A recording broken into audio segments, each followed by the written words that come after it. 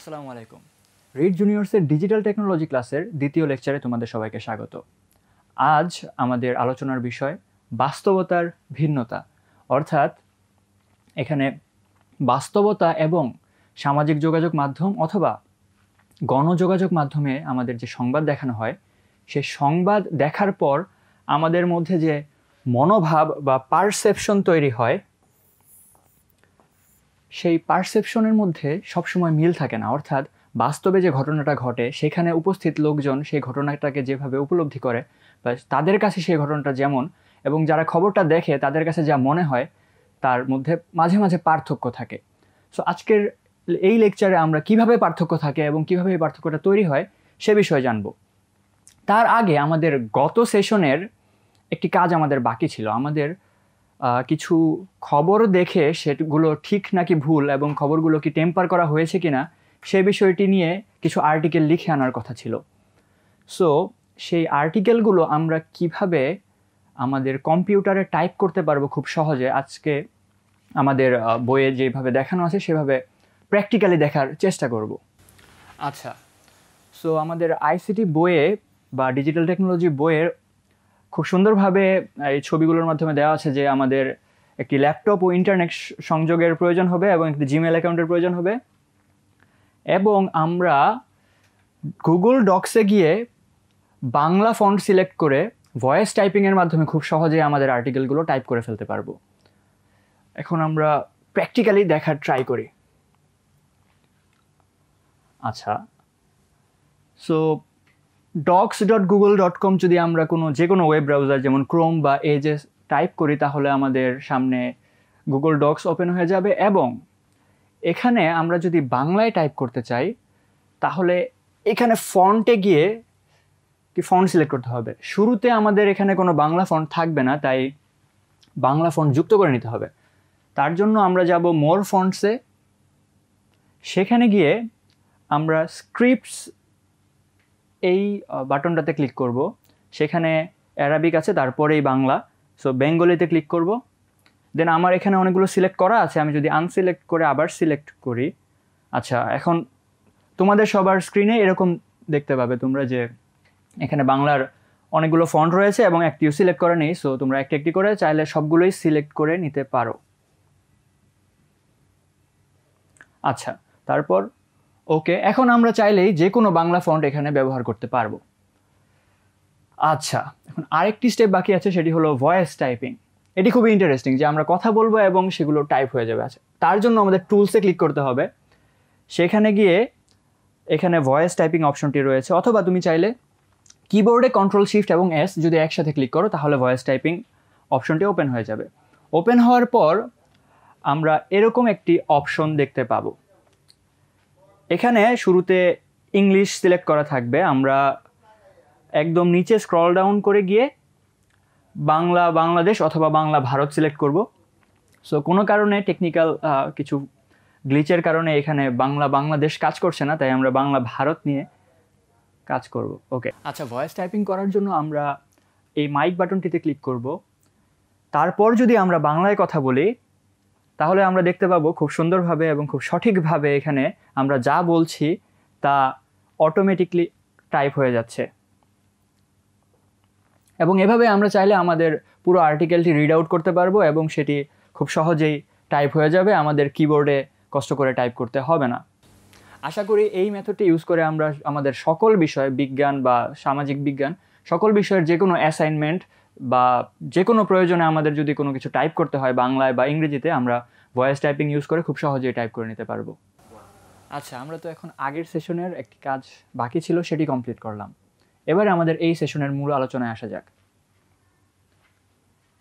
আচ্ছা, সো আমরা যেহেতু বাস্তব খবর এবং গণযোগাযোগ মাধ্যম বা সামাজিক যোগাযোগ মাধ্যমের খবরের মধ্যে পার্থক্য জানবো, তার আগে আমরা গণযোগাযোগ মাধ্যম কী এবং সামাজিক যোগাযোগ মাধ্যম কী সেই বিষয়ে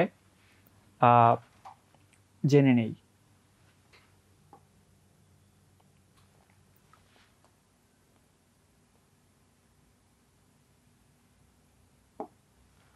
আচ্ছা, সো গণযোগাযোগ মাধ্যম হলো এমন মাধ্যম যা বার্তা, তথ্য এবং সংবাদ ব্যাপক জনগোষ্ঠীর কাছে পৌঁছে দেওয়ার জন্য ব্যবহৃত হয়।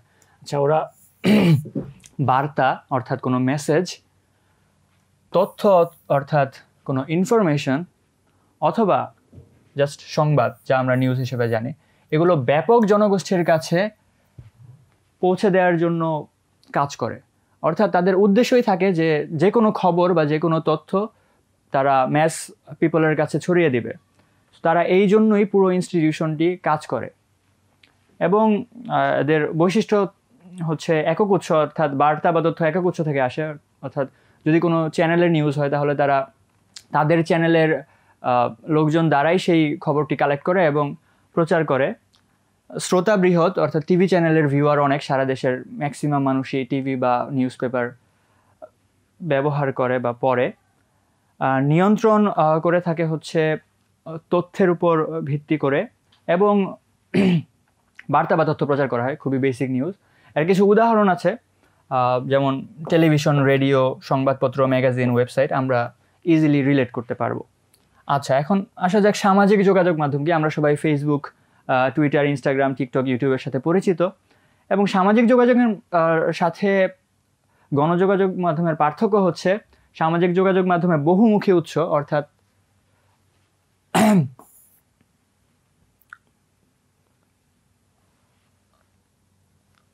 এখানে জাস্ট একটি চ্যানেলের উৎস না, এখানে সবাই চাইলে খবর প্রচার করতে পারে, বা যে কেউ ফেসবুকে পোস্ট করতে পারে বা ইউটিউবে ভিডিও আপলোড করতে পারে। তাই এখানে উৎসটি বহুমুখী। এখানে শ্রোতারা সক্রিয়, অর্থাৎ আমি নিউজ চ্যানেলে নিউজ দেখে কিন্তু আমি তাদের রিপ্লাই করতে পারবো না, বা কোনো কমেন্ট করতে পারবো না, বা শেয়ার করতে পারবো না ইজিলি। কিন্তু সামাজিক যোগাযোগ মাধ্যমে দেখা যাচ্ছে আমি চাইলেই একজনের পোস্টে গিয়ে কমেন্ট করতে পারছি, আমি ইন্টারেক্ট করতে পারছি। তাই শ্রোতারা সক্রিয়। এটি অন্তর্মুখী, অর্থাৎ বার্তা বা তথ্য শেয়ার করা হয় এবং খুব সহজেই ছড়িয়ে পড়ে। অর্থাৎ কোনো পোস্ট বা কোনো কন্টেন্ট যদি মানুষের পছন্দ হয় তাহলে সেটি খুব তাড়াতাড়ি শেয়ারের মাধ্যমে ভাইরাল হয়ে যায়। আচ্ছা, এখন আরেকটি নতুন কনসেপ্টের সাথে আমরা পরিচিত হই, সেটি হচ্ছে নিউ মিডিয়া। কনসেপ্টটি মানে নামটি নতুন হলেও কনসেপ্টটি আমাদের সবারই পরিচিত। আমরা দেখেছি যে এতদিন যেসব রেডিও বা পত্রিকা বা নিউজ চ্যানেল ছিল সেগুলো শুধু টিভিতে অপারেট করতো, বাট ইন্টারনেট আসার পর তারা যাতে পিছিয়ে না পড়ে তাই তাদের সবারই একটি ইন্টারনেটে তাদের নতুন সংযোজন আছে, অর্থাৎ তাদের একটি অনলাইন ভার্সন আছে আর কি। সো সেই অনলাইন ভার্সনটিকেই নিউ মিডিয়া বলা হচ্ছে। সরি, উদাহরণস্বরূপ বাংলাদেশ টেলিভিশনের ওয়েবসাইট, বিবিসির ইউটিউব চ্যানেল, ফেসবুক পেজ, বা ডেইলি সান পত্রিকার ফেসবুক পেজ। আচ্ছা, এবার আমাদের মূল আলোচনায় আসা যাক যে কিভাবে বাস্তবতা এবং সংবাদের মাধ্যমে তৈরি ইমপ্রেশন বা মনোভাবটি ভিন্ন হতে পারে। আমাদের বইয়ে একটি ঘটনা দেওয়া আছে, সেটি হলো সামাজিক যোগাযোগ মাধ্যমে কিছু ভিডিও ভাইরাল হয়েছে এবং সকলের ফিডেই সেই ভিডিওগুলো আসছে যে রাজশাহীতে কোনো একটি গ্রামে প্রচুর বৃষ্টি হয়েছে এবং গ্রামটি তলিয়ে গিয়েছে। এখন যে লোকটি ঢাকায় বসে সেই খবর দেখছে, তার নিউজ ফিডে অ্যালগোরিদমের কারণে বা এআই এর অ্যালগোরিদমের কারণে সেই নিউজটি বারবার আসছে। সে একটা নিউজের সাথে ইন্টারেক্ট করছে, তারপর আরও 10টি সেরকম ভিডিও আসছে যে রাজশাহীতে একটি গ্রাম তলিয়ে গিয়েছে, কিন্তু সবগুলো ভিডিওতে খুব সুন্দরভাবে স্পেসিফাই করে দেওয়া নাই যে রাজশাহীতে কোন গ্রামে এত বৃষ্টি হয়েছে বা রাজশাহীর কোন জায়গাটি ডুবে গিয়েছে। সো 10টি ভিডিও এরকম দেখার পরে আমাদের ঢাকায় বসে থেকে কিন্তু ঠিকই মনে হবে যে রাজশাহীতে হয়তো সব জায়গায় মানে বৃষ্টি হয়ে পানিতে ডুবে গিয়েছে, কিন্তু সেই খবরটি যদি কোনো সংবাদ মাধ্যম প্রচার করত তারা কিন্তু সেখানে রিপোর্টার পাঠাতো। রিপোর্টার খুব সুন্দরভাবে স্পেসিফাই করে বলে দিত যে রাজশাহী জেলার এই উপজেলার এই গ্রামে বৃষ্টিপাত হয়েছে প্রচুর এবং এই কারণে এখানে জলাবদ্ধতা তৈরি হয়েছে এবং মানুষের অসুবিধা হচ্ছে। বাকি পুরো শহর যে সেফ আছে সেই বিষয়টা কিন্তু আমরা জানতে পারতাম। কিন্তু সামাজিক যোগাযোগ মাধ্যমে যেহেতু কোনো নিয়ন্ত্রণ নেই, যে কেউ খবর প্রচার করতে পারে, তাই সেখানে সত্য খবর প্রচারিত হলেও তার ভুল ইমপ্রেশন তৈরি হওয়ার একটি সম্ভাবনা তৈরি হয়। আশা করি বাস্তবতার ভিন্নতা বিষয়টি আমাদের ক্লিয়ার হয়েছে যে বাস্তবে যা হয় এবং সামাজিক যোগাযোগ মাধ্যমে আমরা যা দেখি তা যদিও কিছুটা রিলেটেবল বা কিছুটা সত্য, কিন্তু পুরোপুরি যে ইমপ্রেশনটা আমাদের মধ্যে তৈরি করে সেটি সবসময় সত্য হয় না। আচ্ছা, আমরা যদি এখন আরও কিছু উদাহরণ দেখি তাহলে দেখতে পাবো যে আসলে বাস্তবে কি হচ্ছে। রাস্তাঘাটে যানজট, দুর্ঘটনা এবং অপরাধের ঘটনা ঘটে, স্বাভাবিকভাবেই ঘটে, প্রতিদিনই ঘটে। কিন্তু মিডিয়ার সংবাদ দেখে আমাদের মনে হতে পারে যে পৃথিবী একটি অসুরক্ষিত স্থান, যেখানে দুর্ঘটনা কিন্তু খুবই স্বাভাবিক একটি বিষয়। তবে যদি আমরা বারবার দুর্ঘটনার ঘটনা দেখতে থাকি তাহলে আমাদের মধ্যে এমন মনোভাব তৈরি হতেই পারে, যেটি ঠিক নয়। আচ্ছা, দ্বিতীয় উদাহরণে দেখা যাচ্ছে সকল মানুষ সুখী নয়, অনেকের জীবনে দুঃখ কষ্ট রয়েছে। এটি বাস্তব এবং এটি চরম সত্য। কিন্তু মিডিয়ার নিউজ দেখলে বা সামাজিক যোগাযোগ মাধ্যমে যদি আমরা জাস্ট দুঃখের নিউজ দেখি তাহলে আমাদের মনে হবে পৃথিবীতে শান্তি বলে কিছু নেই, সবাই দুঃখী এবং সবাই ডিপ্রেসড। যাই হোক, আচ্ছা, তৃতীয় উদাহরণে দেখা যাচ্ছে যে সমাজে বিভিন্ন সমস্যা রয়েছে, যেমন দারিদ্র্য, অসমতা এবং দুর্নীতি। এটিও সত্য, কিন্তু জাস্ট পেসিমিস্টিক নিউজ দেখতে দেখতে আমাদের মনে হতে পারে সমাজের আর কোনো ভবিষ্যৎ নেই, আমরা আশাহত হয়ে যেতে পারি। তেমনই আরও কিছু উদাহরণ এদিকে দেওয়া রয়েছে, যেমন বিভিন্ন ধর্ম, জাতি এবং সংস্কৃতির মানুষ শান্তিপূর্ণভাবে একসাথে বাস করে। এটি সত্য। তবে মিডিয়ার নেগেটিভ নিউজ দেখে আমাদের মনে হতে পারে যে মানুষ একে অপরের সাথে শত্রু। আবার অনেক মানুষ অন্যদের সাহায্য করার জন্য কাজ করে, কিন্তু মিডিয়াতে জাস্ট নেগেটিভ খবর দেখে আমাদের মনে হতে পারে যে পৃথিবীতে শুধু খারাপ খবরই আছে। আবার তৃতীয় এক্সাম্পলটা হচ্ছে সমাজে অনেক ভালো কাজ হচ্ছে, যেমন প্রযুক্তির অগ্রগতি, শিক্ষার উন্নয়ন এবং স্বাস্থ্যসেবার উন্নতি। তবে মিডিয়ার নিউজে আমাদের মনে হতে পারে সমাজের কোনো ভালো ভবিষ্যৎ নেই। তাই আমরা জাস্ট সোশ্যাল মিডিয়াতে বা নিউজ মিডিয়াতে যা দেখব তা দেখে বিশ্বাস করব না। আমরা প্র্যাকটিক্যালি আমাদের আশেপাশে কি হচ্ছে সেগুলো দেখে নিজেদের জাজমেন্ট তৈরি করব এবং নেগেটিভ কোনো চিন্তা অ্যাকসেপ্ট করার আগে চিন্তা করে নেব। ওকে, আমরা আমাদের আজকের লেকচারের শেষ অংশে চলে এসেছি। আমাদের বইয়ে একটি বাড়ির কাজ উল্লেখ করা আছে, সেটা হচ্ছে আগামী 2 সপ্তাহ আমরা একটি নোট বই বা জার্নালে প্রতিদিন 2টি করে সংবাদের রেকর্ড রাখবো।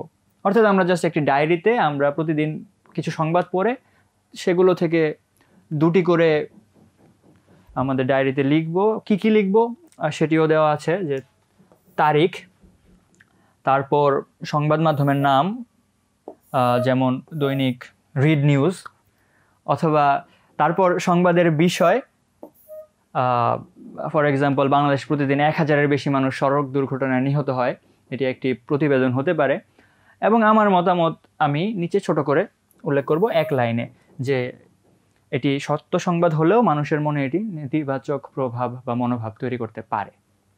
তো এমন করে আমি 2 সপ্তাহ প্রতিদিন 2টি করে সংবাদের রেকর্ড রাখবো, অর্থাৎ আমার মোট 28টি রেকর্ড হবে। সেই রেকর্ডটি দিয়ে আমাদের পরবর্তী সেশনে আমরা কিছু কাজ করব।